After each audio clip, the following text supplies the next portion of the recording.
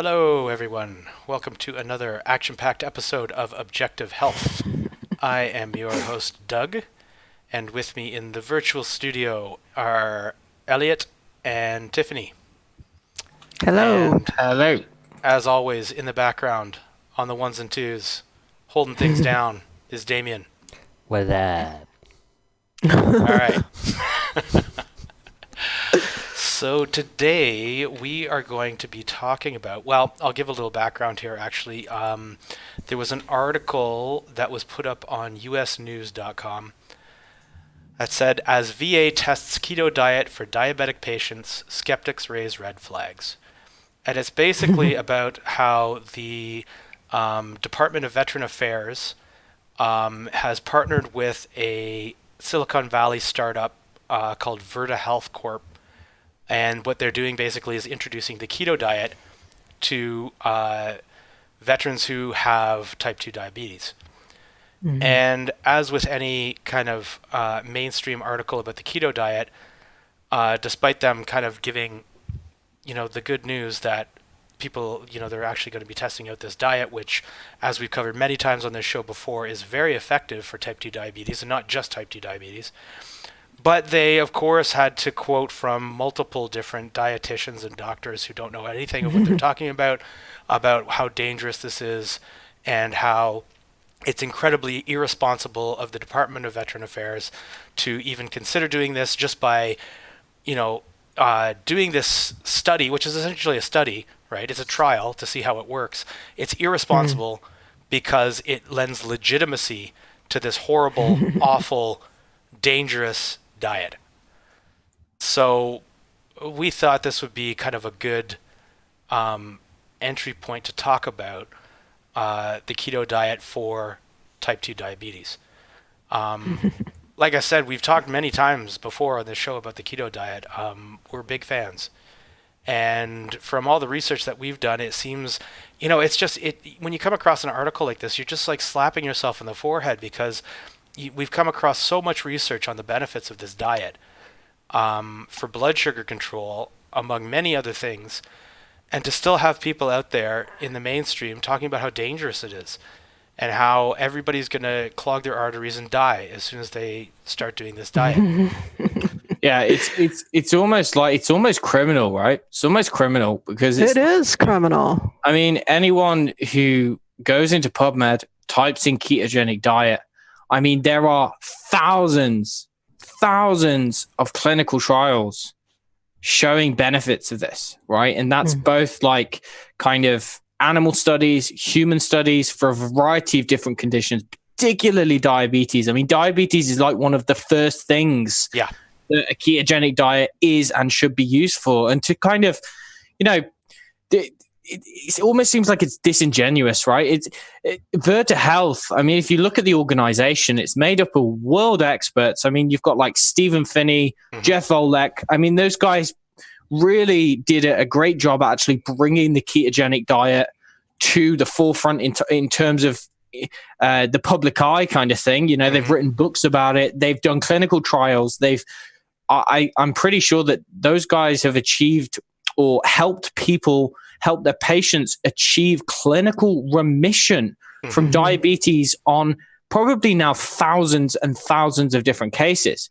And so they have got a clean track record backed up by science, backed up by physiology, backed up by clinical research, backed up by, there's very little argument now that anyone can kind of that can present with any kind of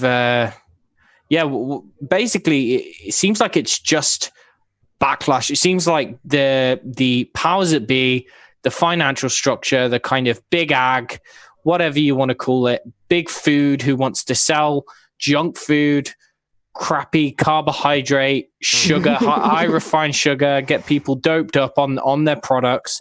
Seems like they cannot allow this to become public knowledge, because when that happens, there's going to be a major backlash.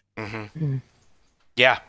Yeah, And the thing, it's tough to believe that people still think this way after all these years and all the N equals one and the anecdotal reports and the published scientific studies that people are still, so-called professionals, still have this mindset that keto diet can be dangerous. I mean, I think at this point in the game, after this many years, if you're still holding on to that line, you're being like purposely malicious, or you're the biggest idiot there ever was that walked the face of the earth, because obviously you don't even open a book or a newspaper and your curiosity can't be sparked to actually pursue the literature and you call yourself a professional. yeah, or you've got some kind of funding, Yeah. you've Exactly. got some kind of financial tie there. Yeah. Nestle or Coca-Cola or something like that. And you'd be surprised how many dietitians or, MDs who are really famous kind of thing, how many of those are actually sponsored by these companies who sell sugary pop, who sell cereal bars, who sell all of this kind of junk food. Yeah. And it also, that's certainly like one angle for sure, that I think that, when the entrenched system is so entrenched that, any evidence that runs counter to it is just attacked maliciously.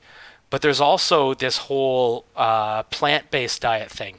And the keto diet, despite the fact that they say, there is a vegetarian version of the keto diet, I'm a little skeptical on that one. But the ketogenic diet does not fit within that plant-based paradigm at all. Right. And, that is a major force to be reckoned with right now. The amount of corporate backing that the planetary health diet, the Eat Lancet study, all those kinds of things, like that is big money. It's big money.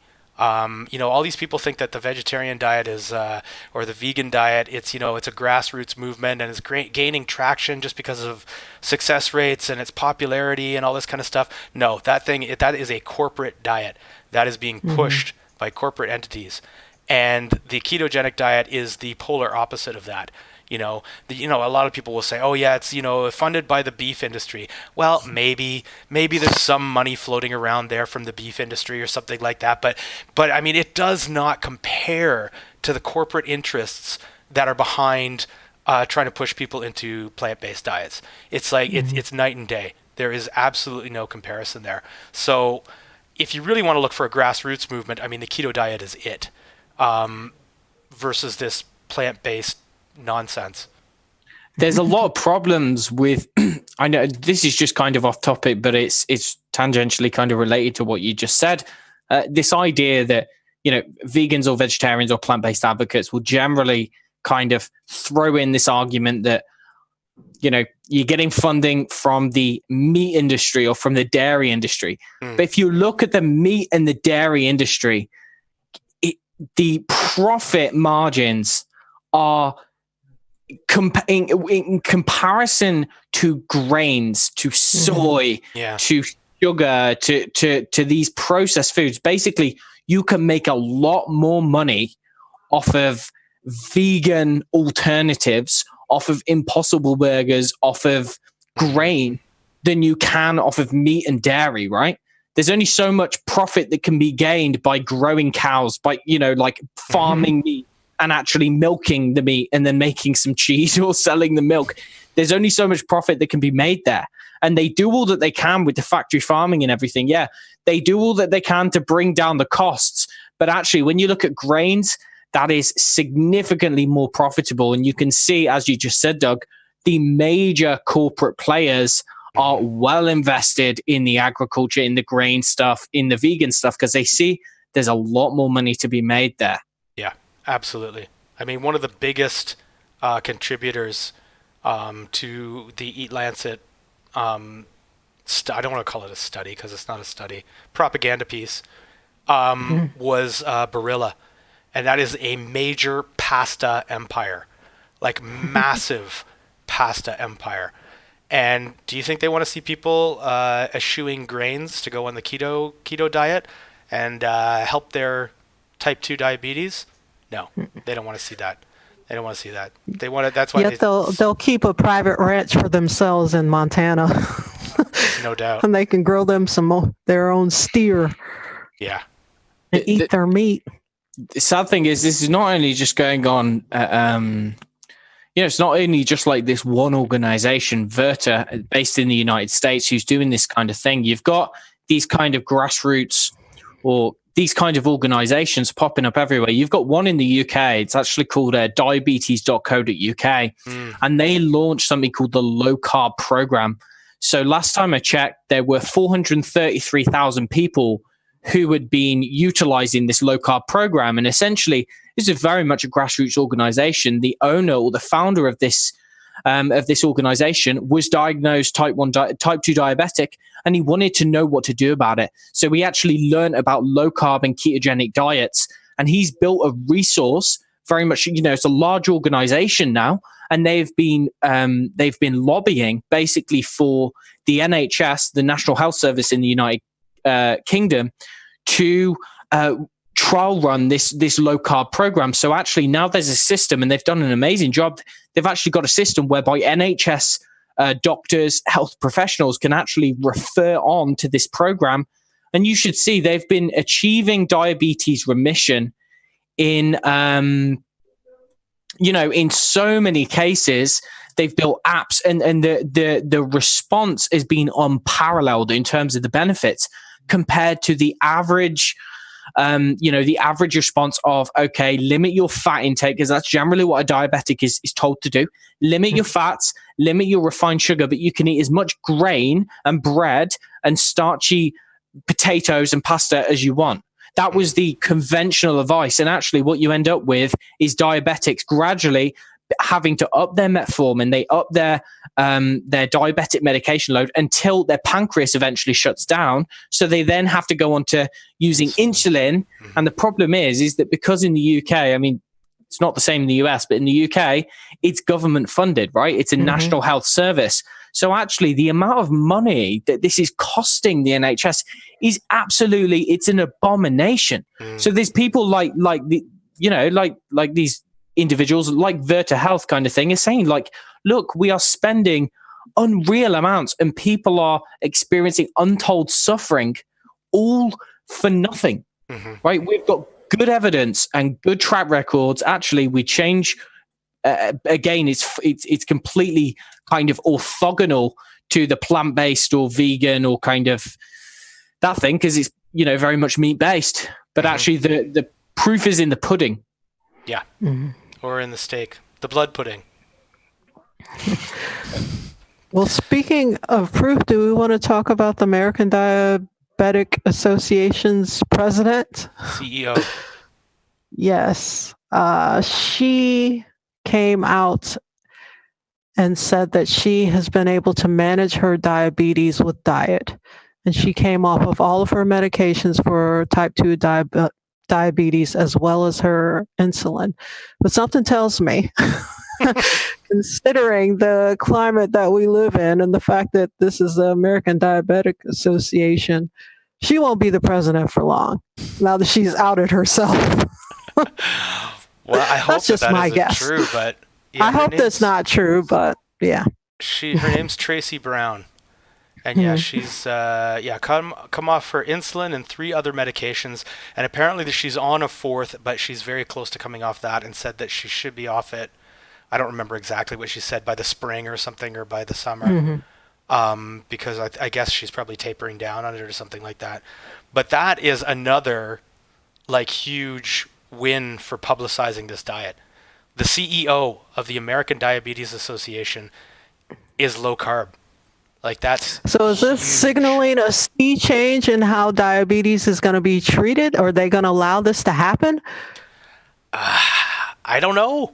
I mean, they put her in charge. I guess maybe they didn't know. I mean, it sounds Maybe like they didn't.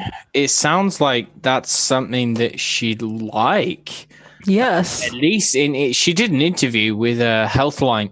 And this is to quote her. She says, "When I speak with people who are living with diabetes, I believe we're coming short of truly meeting their needs. That pierces my heart. We have an opportunity to step up in a different way than we have before, to be able to deliver on that half of our mission to help those people with diabetes and their families thrive. There's an opportunity to show up in a different way than we have for that audience. So yeah, she's kind of saying like, look, what we've been doing all this time, it's not really been working, guys. Mm-hmm. You know, we kind of need to completely scrap. But the problem is, if I'm correct, if it's anything like the American Heart Association, pretty sure that the American Diabetes Association also gets some of its funding and sponsorships from big food. And people like Coca-Cola, right? I'm pretty sure I saw at one of the American Diabetes Association conferences for medical doctors. I'm pretty sure it was sponsored by Coca-Cola on one of the years. Yeah, so that's why I'm questioning how they can let this come about. It goes against their entire business model. Mm-hmm. Maybe she's going to get taken out. Oh, no, we need to keep her name like on our alerts so we can follow what happens. Yeah. Yeah. Well, even she comes from like the corporate world, and she was working with Procter and Gamble before. I mean, she must know, right? I don't know. This is very strange. Yeah. I'm not used to people actually in positions of authority actually saying things that make sense. Yeah, it's true. But, well, I mean, you know, I wish her all the luck because she's definitely got an uphill battle. Because, you know, like we were just talking about the system as it is right now and how entrenched it is, you know, I don't know if she'll be able to actually do anything other than act as an example to others and say, you know, yeah, I'm controlling my my diabetes through diet, and you can do that too. Here's what I do. You know, she gives a couple of pointers and stuff and talks about how she does kind of count carbs and says, you know, when she's traveling or something like that, she'll just get herself a burger and throw away the bun or something. Like it sounds like a more of an Atkins type approach to things than a paleo type thing, which is kind of more what we advocate. But you know, baby steps, right? Like, you know, whatever she can make work. Yeah, it's not like it takes a miracle to cure type 2 diabetes. I mean, you could do it even doing a sloppy low carb diet sometimes, like depending on how long your diabetes has been around. But yeah, it's not rocket science. Yeah, I mean, of all the health conditions, diabetes is type 2 diabetes is it's easy. Almost the easiest thing to reverse. I mean, within like a couple of weeks kind of thing, you could do it in a month or so. It's very much a temporary metabolic state to really protect cells from energy overload, right? Because if they continue taking in glucose, then it could potentially cause really bad things. So actually, it's like the body temporarily does choose to cause insulin resistance as a way of protecting itself. Whereas when you completely kind of take away that energy overload, you take away that excess calories coming in from glucose, a fuel source that can't actually be used very well in the diabetic, you give them fat instead. It's just like, okay, type 2 diabetes goes away. Yeah, exactly. Yeah. It's like flipping a switch. Yeah. I mean, the biggest hurdle is, I think, the mind programming that's been going on for the last 50 plus years against fat, and particularly animal fats. I think that's kind of the biggest hurdle that people need to get over. You know, people who are maybe hearing about the ketogenic diet and thinking, well, you know, my blood sugar is a little bit out of control. Maybe I should do that. It's kind of like, oh, well, my cholesterol is going to go up. I'm going to get heart disease. And, you know, it's difficult to kind of undo that programming. No matter how many times you say, no, you know, we were wrong about the saturated fat. It's fine. It's not going to hurt you. It's actually a very good fuel source and is actually very good for you. You know, that programming is so instilled that so many people are turned away or turned off of this kind of approach, despite the fact that the results are basically miraculous. I mean, they're not really miraculous, but they seem miraculous for anybody who thinks they're going to have type 2 diabetes for the rest of their lives. Problem is that the conventional kind of medical system or conventional medicine, what it does is it classifies diabetes as something completely separate from cardiovascular disease. So you could say, oh, right, well, I could deal with my diabetes, but it means that I'll be more likely to develop cardiovascular disease. Right. Whereas when you actually look at the physiology behind it, the two are fundamentally interlinked, right? It's very difficult to have cardiovascular disease if you don't have some degree of insulin resistance, right? And insulin resistance is what underpins diabetes. So really, diabetes is very much a cardiometabolic condition. Cardiovascular disease oftentimes is very much an insulin resistance metabolic cardio condition. They're two very similar things. So if you improve one, it's not likely that you're going to get worse in the other. You know, if you improve one, you're going to, so you look at, okay, well, people are reversing their diabetes.